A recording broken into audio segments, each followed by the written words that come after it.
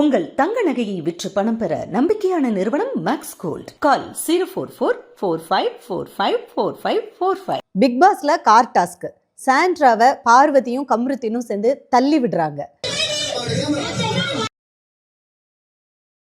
இந்த காட்சியை பார்க்கும்போதே பயங்கரமா பதப்பதைக்குது. சாண்ட்ராக்கு ஃபிட்ஸ் வந்துச்சு, அவங்களுக்கு பேனிக் அட்டாக்னு சொல்றாங்க. சாண்ட்ராவை தூக்கிட்டு போறாங்க. இவ்வளோ வயலன்ஸாக ஒரு கேமை விளையாடணுமா?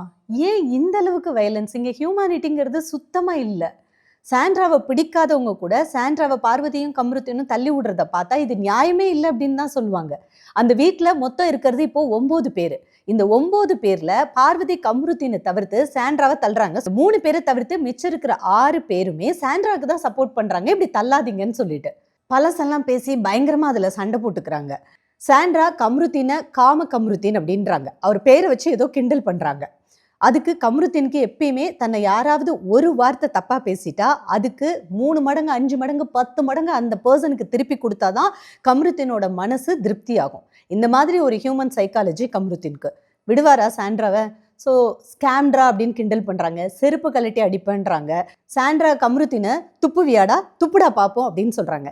அப்படி டா போட்டு பேசுறது பிடிக்கல அப்படின்னாலும் கூட கம்ருத்தினுக்கும் சாண்ட்ராவுக்கும் வயசு வித்தியாசம் இருக்கு. நம்ம அக்கா நம்மளை டா போட்டு பேசினா என்ன, அந்த வீட்டில் இப்படி தானே எல்லாரும் அக்கா அப்படின்னு தானே பேசி பழகுறீங்க. உடனே கம்ருத்தின் என்ன டி, வாடி, போடி அப்படின்னு பேசுறாரு. சரி, அது கூட டாக்கு டி சரியா போச்சுங்களாம். அதுக்கப்புறம் இவங்க பேசிக்கிற அந்த கான்வர்சேஷனே பயங்கரமா எல்லை மீறுது. காம கம்ருத்தின் அப்ப நீ எப்படி 2 புள்ள பெத்த? அசிங்கமா பேசுறாரு கம்ருத்தின். பார்வதியும் அதை ட்ரிகர் பண்ணுறாங்க, பக்கத்துல இருந்து தூண்டி விடுறாங்க. பார்வதிக்கு ரொம்ப நல்லா தெரியும் கம்ருத்தினுக்கு டென்ஷன் ஆனால் என்னெல்லாம் பேசுவார், எவ்வளோ கேவலமாக கீழ்த்தரமான வார்த்தைகளை பயன்படுத்துவாருன்னு அது தெரிஞ்சும் பயங்கரமாக ட்ரிகர் பண்ணிகிட்டே இருக்காங்க. ஏன்னா அந்த இடத்துல பார்வதிக்கும் சாண்ட்ராவை பிடிக்கல. அதனால இந்த கான்வர்சேஷன் எந்த அளவுக்கு போகுதுன்னா, நீ எப்படி புள்ள பித்த அப்படிங்கிறது போகுது. செருப்பை கலட்டி அடிப்பேன் அப்படின்னு கம்ருத்தின் சாண்ட்ராவை சொல்கிறாரு.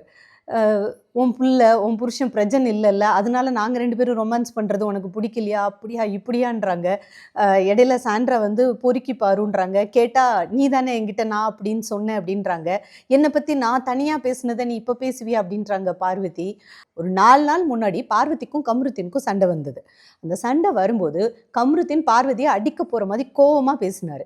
அப்போ ஒட்டுமொத்த வீடும் பார்வதிக்கு சப்போர்ட் பண்ணுச்சு, கம்ருத்தினை எதிர்த்தாங்க. அப்போ பார்வதிக்கு நல்லா இருந்துச்சு.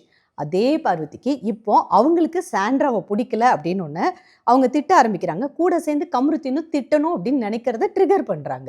இது கொஞ்சம் கூட நல்லா இல்லைல்ல இந்த குணாதிசயம். வார்த்தைகள் அந்த காருக்குள்ளேயே எல்லாம் மீறுது.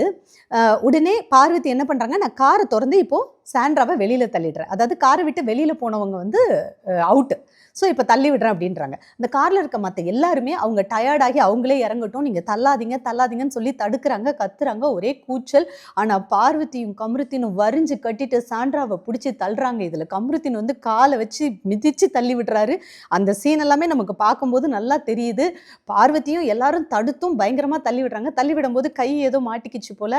அந்த பக்கம் திவ்யா கத்துறாங்க, இங்கே அரோரா, சபரி எல்லாருமே கத்துன்னு கத்துறாங்க. அதை தாண்டி தள்ளி விட்டோன்னா சாண்ட்ரா மயக்கமாறாங்க. விக்ரம் என்னன்னு கேட்குறாரு. உள்ளே போய் மெடிக்கல் ஹெல்ப்புக்காக கூப்பிட போகிறாரு. காருக்குள்ளே இருந்த சபரியும் கானா வினோத்தும் இறங்கி அவங்களும் ஹெல்ப் பண்ணலான்னு போகிறாங்க. இடையில சாண்ட்ராக்கு ஃபிட்ஸ் வந்துடுது. ஸோ அவங்க கேம் பண்ணுறாங்க, சீன் போடுறாங்க அப்படின்னு சொல்லி உள்ள கம்ருத்தின் அந்த சீனையும் பார்த்துட்டு சொல்லிட்டு இருக்காங்க. எனக்கு என்னன்னா, நம்ம யாரையாவது அடிச்சுட்றோம் இல்லை தள்ளி விட்டுடுறோம், அவங்களுக்கு ஏதோ ஒன்று நடக்குது. அது விளையாட்டுக்கு பண்ணுறாங்களா இல்லை வேணும்னே பண்ணுறாங்களா இல்லை நிஜமாவே நடக்குதோ. ஆனால் நம்ம தான் ஒரு பர்சனை தள்ளி விட்டுருக்கோம் அப்படிங்கும்போது நம்மளுக்கு குறைஞ்சபட்சம் ஒரு பயம் வரும்ல. ஐயோ அவங்களுக்கு நிஜமாவே ஃபிட்ஸ் வந்துருச்சா இல்லை அவங்க கேம் பண்ணுறாங்களா அப்படிங்கிறதெல்லாம் யோசிக்க மாட்டோம். நியாயத்துக்கு கட்டுப்படுற மனிதனாக இருந்தால் அந்த பயம் வரும். ஆனால் அந்த பயம் அந்த இடத்துல பார்வதிக்கோ கம்ருத்தினுக்கோ வரல. அந்த காருக்குள்ள இருந்த மற்ற அத்தனை பேருக்கும் வந்தது. அதில் சபரியும் கானா வினோத்தும் போட்டியை தாண்டி மார்க்கே வேண்டான்னு காரை விட்டு இறங்கிடுறாங்க. அங்கே இருந்த பெண்கள் மற்றவங்க கத்துறாங்க, அழுகுறாங்க, கூச்சல் போடுறாங்க. ஸோ அதுக்கப்புறம் சாண்ட்ராவை தூக்கிட்டு போகிறாங்க. இது பார்க்கும்போதே நமக்கு அவ்வளோ கஷ்டமாக இருக்குது. ஒரு போட்டிக்காக இவ்வளவு வெஞ்சன்ஸ் கூட இருந்தவங்க கிட்ட தேவையா? 2 நாள் முன்னாடி இதே பார்வதி கம்ருத்தின் கூட சண்டை போடும்போது அவ்வளோ ஹெல்ப்ஃபுல்லாக சப்போர்ட்டிவாக கவுன்சிலிங் கொடுத்து கூட இருந்தது சாண்ட்ரா தான். அவங்க இந்த காதலை ஏற்றுக்கல. வீட்டில் ஒரு அம்மாவோ ஒரு அக்காவோ தங்கச்சியோ கூட இருந்து இந்த காதலை பார்க்கறதுக்கு எனக்கு நல்லாவே இல்லை அப்படின்னு சொல்லி ஒரு எதிர்க்கிற மனநிலையில் பேசினா அதே மனநிலையில் தான் சாண்ட்ராவும் இருந்து பாருக்கு அட்வைஸ் பண்ணிட்டு இருக்காங்க. பார்வதி அதை கேட்க தயாராக இல்லை. ஆனால் அதுக்காக 2 நாள்ல கார்ல ஒரு டாஸ்க்குன்னு வரும்போது இவ்வளவு கீழ்த்தரமா நடந்துக்கணுமா? பார்வதி என்ன கேட்குறாங்கன்னா, முந்தின நாள் நடந்த டாஸ்க், அதாவது ஒரு ஒரு ஒரு பேட்ச் மாதிரி இருக்கு, அதை வந்து ஒரு கண்டஸ்டன்ட் மேலே ஒட்டணும். அந்த போட்டியை வந்து கம்பேர் பண்ணி திட்டுறாங்க. நேற்றுக்கு எங்களை வந்து கீழே அமுக்குனீங்கல்ல எல்லாரும் போட்டு மேலே விழுந்து, அது அந்த ஸ்ட்ராட்டஜி கரெக்டு அப்படின்னு சொன்னால் இந்த ஸ்ட்ராட்டஜி கரெக்டு தானே அப்படின்னு சொல்லி அதுக்கு பதிலுக்கு பதில் பேசுகிறாங்க. நேற்று நடந்த அந்த ஸ்ட்ராட்டஜியில் எல்லாரும் சேர்ந்து எல்லா கண்டஸ்டண்ட்டும் ஒரு கண்டஸ்டண்ட்டை கீழே போட்டு அமைக்க அந்த கண்டஸ்டன்ட், அதாவது யார் அதிகமாக மார்க் வாங்கியிருக்காங்களோ அவங்க மேலே அந்த பேட்சை ஒட்டுறாங்க. இது வீட்டில் இருக்க 9 பேரில் பார்வதியை தவிர்த்து கமருதீனை தவிர்த்து மற்ற எல்லாரும் சேர்ந்து ஒரே மாதிரி டெசிஷன் எடுக்கிறாங்க. விக்ரம் தான் இந்த ஐடியாலஜியை போடுறாங்க. ஸோ ஃபஸ்ட்டு சபரி நிறைய மார்க்கு அவர் அவுட் பண்ணுறாங்க, அடுத்து கமருதீன், அடுத்து பார்வதின் மார்க் வரிசையில் இந்த மாதிரி அவுட் பண்ணிக்கிட்டே வராங்க. இதில் வந்து எல்லாரும் சேர்ந்து அமுக்குனாலும் ஓகேவா அமுக்கிறது ஓகேவா அப்படின்னு சொல்லி கேட்டுக்கிறாங்க. இதில் திவ்யா வந்து என்னை வந்து அமுக்காதீங்க, லேசாக பிடிச்சாலே போதும், என்னை அமுக்கிட்டீங்கன்னா நானே வந்து சரண்டர் ஆகிக்கிறேன் அப்படின்னு சொல்கிறாங்க. ஸோ வீட்டில் இருக்க ஒட்டுமொத்த பேரும் ஒரே கருத்தோட பண்ண ஒரு ஐடியாவில் பண்ண ஒரு கேம் அது. பட் அந்த ஓப்பன் ஸ்பேஸில் எல்லாரும் சேர்ந்து இப்படி தான் அமுக்குறோம், இப்படி தான் அமுக்குவாங்கன்னு தெரிஞ்சு நடந்த கேமுக்கும் ஏற்கனவே சாண்ட்ரா பயங்கர எமோஷனல் தெரிஞ்சு ஒரு காருக்குள்ளே சண்டை போட்டு ஒரு வெஞ்சன்ஸில் பழி வாங்கிறதுக்கு மாதிரி ஒரு ஹியூமனிட்டி இல்லாமல் 2 பேரும் பிடிச்சி தள்ளி விடுறதுக்கும் 2 பேர் மட்டுமே அதை சண்டையில் கூச்சல் குழப்பத்தில் சேர்ந்து தள்ளி விடுறதும் எப்படி ஒன்றாக முடியும்? அந்த கேமும் இந்த கேமும் எப்படி ஒன்றாக முடியும்? அந்த கேம் வேற, இந்த கேம் வேற, அந்த சிச்சுவேஷன் வேற, இந்த சிச்சுவேஷன் வேற, அங்கே எடுக்கப்பட்ட முடிவு வேற, இங்கே எடுக்கக்கூடிய முடிவு வேற.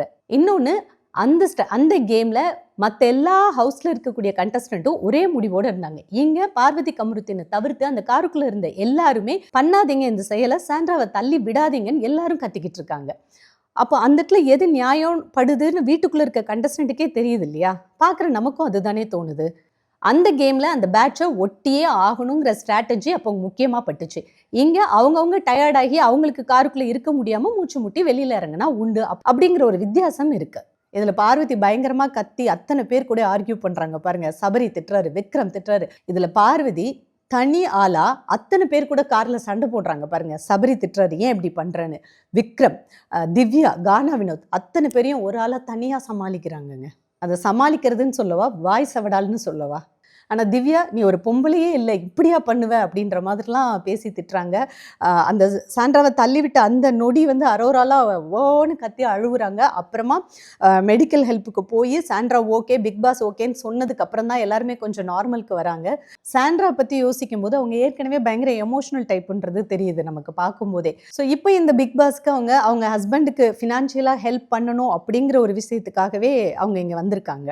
பட் அவங்களுக்கு ஒரு வாழ்க்கை முறையில் இருந்துட்டு இந்த பிக் பாஸ்க்குள்ள குழந்தைங்களை விட்டுட்டு வந்ததுனாலேயே கொஞ்சம் கடுமையாக ஃப்ரஸ்ட்ரேஷன் ஆறாங்க அப்படிங்கிறத ஒரு மதராக பார்க்கும்போது புரிஞ்சுக்க முடியுது.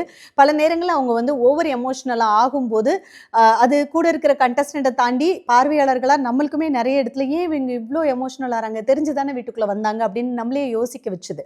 ஆனால் அதே சாண்ட்ரா ஒரு 2 வாரத்துக்கு அப்புறமா இந்த வாரம்லாம் கொஞ்சம் பயங்கரமாக கொஞ்சம் பேஷன்ஸ் ஆகி அந்த ஷோவை புரிஞ்சுக்கிட்டு அந்த கேமை புரிஞ்சுக்கிட்டு இப்போ அந்த ஃபினாலே டாஸ்க்லலாம் நல்ல விளையாட ஆரம்பிச்சிருக்காங்க.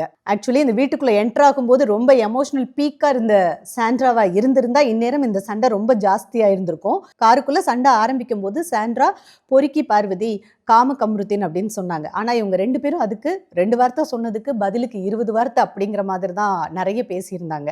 அதில் ஸ்கேம்ட்ரா அப்படின்ற மாதிரி ஸ்கேம் அப்படிங்கிற பேரை வச்சு தான் பட்ட பேரை வச்சு இவங்கள சொன்னாங்க. அதெல்லாம் கூட ஓகே, பரவாயில்ல, இதுக்கு பதில் அது. ஆனால் ரொம்ப ஜாஸ்தியாக அந்த வார்த்தைகள் வந்து போகும்போது தான் ரொம்ப கேவலமாக இருந்தது. கமருதீன் சாண்ட்ராவை நாயி, செருப்பை கழட்டி அடிப்பேன், என்னடி நீ என்ன பண்ணி 2 பிள்ளைய பெத்த, இந்த மாதிரியான வார்த்தைகள்லாம் பேசும்போது ஏன் இன்னும் கமருதீன் மாதிரியான ஒரு நபருக்கு பிக் பாஸ் ஷோவில் மன்னிப்புன்னு வாரம் இந்த வாரம் திவ்யாவை திட்டுனீங்க மன்னிப்பு, இந்த வாரம் அரோராவை திட்டுனீங்க மன்னிப்பு, இந்த வாரம் ஆதிரை கூட சண்டை போட்டீங்க மன்னிப்பு, இனிமே வார்த்தைகளை அளந்து பேசுங்கன்னு ஒவ்வொரு வாரமும் விஜய் சேதுபதி சார் சொல்லிக்கிட்டே இருக்காங்க. எத்தனை வாரம் மன்னிப்பு கொடுக்கறது? இத்தனை வாரம் மன்னிப்பு கொடுத்தோம், பிக் பாஸ் முடிய போகுது, இன்னும் 2 வாரம் தான் இருக்கு. இப்பயும் கமருதீன் இதுவரை கொடுத்த மன்னிப்பை விட தாண்டி பல மடங்கு கடுமையான வார்த்தைகளை பயன்படுத்தி கடுமையாக பிஹேவ் பண்ணியிருக்காருன்னா இவருக்கு ஏன் ரெட் கார்டு கொடுக்க பிக் பாஸ் டீமில் யோசிக்கிறாங்க அப்படின்னு தோணுது. கமருதீன் பெண்கள் கிட்ட தொடர்ந்து நடந்துக்கிற விஷயம், தன்னை ஒரு வார்த்தை சொல்லி திட்டா அதுக்கு பதிலுக்கு 10 மடங்கு ஆக்ரோஷமா பிஹேவ் பண்ற விதம் எந்த விதத்திலையும் ஏற்றுக்கொள்ளக்கூடியதே இல்லை. இதுக்கு பலமுறை மன்னிப்பு கொடுத்த விஜய் சேதுபதி சாரும் பிக் பாஸ் டீமும் இந்த முறை கொடுக்க கூடாது. கமருதீனுக்கான பனிஷ்மெண்ட் என்ன அப்படிங்கிறது தான் எல்லாரோட கேள்வியும். ஒரு பொண்ணு வேணும் அப்படின்னா அது பிக் பாஸ் ஷோ அப்படிங்கிறத தாண்டி தோப்புக்கரணம்லாம் போட்டார் அவர். அதே ஒரு ஆள் வேண்டாம் அப்படின்னா என்னெல்லாம் பேச முடியுது கம்ருத்தீனுக்கு. பார்வதிக்கு கொஞ்சமாவது நன்றி உணர்வு இருந்திருக்கலாம். ஏன்னா கம்ருத்தீன் எதிர்த்து சண்டை போட்டு கடுமையான வார்த்தைகளை பேசி அடிக்க வர மாதிரி நீ வந்த டொமஸ்டிக் வயலன்ஸ் தான் எனக்கு நடந்தது அப்படின்னு சொல்லி அழும்போது ஒரு 2-3 நாள் கூடவே இருந்து பேசிக்கிட்டே இருந்ததெல்லாம் சாண்ட்ரா தான். அந்த நன்றி உணர்ச்சி கொஞ்சமாவது இருந்திருக்கலாம் இன்னைக்கு இந்த காருக்குள்ள இருந்து சாண்ட்ராவை தள்ளி விட போது. இல்லை பாதுகாப்பாக பொறுமையாக தள்ளி விட்டுருக்கலாம். நீங்கள் உங்கள் ஸ்ட்ராட்டஜி உங்கள் கேம் அதெல்லாம் ஓகே தான். தள்ளி விடுறத எப்படி தள்ளி விடணும் அப்படிங்கிற ஒரு வரைமுறை இருக்குது. அந்த சண்டையை நிப்பாட்டி அந்த கூச்சல் குழப்பத்தை தாண்டி சாண்ட்ரா நான் உங்களை தள்ளி விட போகிறேன், நீங்களும் ப்ரிப்பேர் ஆயிக்கோங்கன்னு சொல்லி அதுக்கப்புறம் நீங்கள் தள்ளி விட்டுருக்கலாம் பொறுமையாக, எங்கேயோ அடிபடாத மாதிரி. இன்னொன்று, பார்வதி பேசுறது எல்லாமே அவங்க ஒன்று முடிவு பண்ணிட்டா அதை வீக்கெண்டில் வர விஜய் சேதுபதி சாரை தவிர்த்து மற்ற யார் சொன்னாலும் வாயிலேயே பிச்சு மாலை போட்டுடுவாங்க. சாண்ட்ராக்கு ஃபிட்ஸ் வந்தது இதெல்லாம் பார்க்கும்போது ஒரு மீடியா பர்சனாக பிரஜனுக்கும் நான் கால் பண்ணி பேசினேன். பிரஜன் சாண்ட்ரா எப்படி இருக்காரு அப்படின்னு கேட்கும்போது அவருடைய குரலே ரொம்ப டல்லாக தான் இருந்தது. ஏதோ ஒரு விஷயத்துக்காக இந்த பிக் பாஸ் ஷோக்குள்ளே போகலாம் அப்படின்னு சொல்லி ஒரு ஃபேமிலியாக அவங்க டிசைட் பண்ணுறாங்க. பட் அவருக்கு நடந்தது ரொம்பவே வருத்தம் இருக்குது. நான் வீட்டுக்குள்ளே இருந்திருந்தா இந்த நிலைமை சாண்ட்ராக்கு வந்திருக்காது அப்படின்னு சொன்னார் பிரஜன். ஆனால் அவங்களுக்கு பேனிக் அட்டாக் வந்திருக்கு. ஒரு 5 மணி நேரம் அவங்க மெடிக்கல் கவுன்சிலிங்கில் தான் இருந்திருக்காங்க சாண்ட்ரா. இப்போ அவங்களுக்கு கொஞ்சம் பரவாயில்ல. இவ்வளோ நடந்தது பிரஜனுக்கு ரொம்ப வருத்தமாக தான் இருக்குது. பிரஜன் கிட்ட கேட்டேன், குழந்தைங்க இந்த ஷோ பார்த்தாங்களா, அவங்க எப்படி ஃபீல் பண்ணிட்டுருக்காங்க அப்படிங்கிறது தான். குழந்தைங்கள பிக் பாஸ் ஷோவே நாங்கள் பார்க்க விடுறதில்ல, அதனால் குழந்தைங்களுக்கு ஒன்றும் தெரியாது அப்படின்னு சொன்னார். Thank God. ஒரு அம்மாவோட இந்த நிலைமையெல்லாம் குழந்தைங்க தெரிஞ்சுக்க வேண்டாம். ஸோ இப்போதைக்கு சாண்ட்ராவோட உடல்நிலை ஓகே அப்படின்ற ஒரு விஷயம் வந்திருக்கு. இதையுமே பாருவோட பிஆர் டீமோ பாருவோட ஆதரவாளர்களோ சாண்ட்ரா கேம் பண்ணுறாங்க அப்படின்னு சொல்லுவாங்க. எனக்கு தெரிஞ்சு சாண்ட்ரா எமோஷ்னலாக 2 குழந்தைகளோட அம்மாவாக கொஞ்சம் வீக்காக இருக்காங்க அப்படிங்கிறத என்னால் புரிஞ்சுக்க முடியுது. இவ்வளோ கலைபுரம் நடந்துக்கிட்டு இருக்கும்போது காருக்குள்ளே திவ்யாவுக்கும் பார்வதிக்கும் பயங்கர சண்டை நடந்துகிட்ருக்கு. ஸோ இதில் எப்படி நீ இப்படி பண்ணுற அப்படின்னு கேவலமாக பண்ணுற அப்படின்னு சொல்லிட்டு இருக்கும்போது பார்வதி சொல்கிறாங்க, மெடிக்கல் டீம் இருக்குது, ஒன்றும் பிரச்சனை இல்லை அப்படின்னு சொல்கிறாங்க.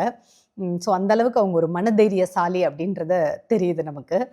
தன்னை கம்ருத்தீன் ஒன்று சொல்லும்போது தான் கண்ணீர் விட்டு அழுகிற அளவில் பார்வதி வீக்காக இருக்காங்க.